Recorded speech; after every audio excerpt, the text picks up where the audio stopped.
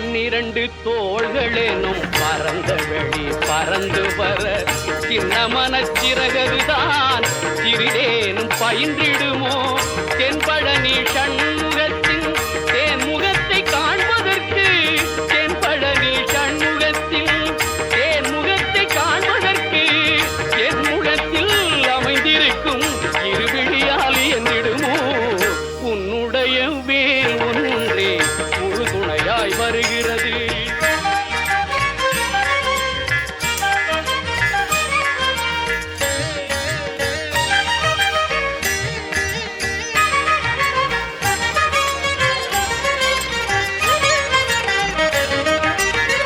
சூழ்ந்திருக்கும் இயற்கை எல்லாம் சொல்லுரையா திருப்புகழை சுற்றி வரும் உலகமெல்லாம் குதிக்கிறையா உன் பெயரை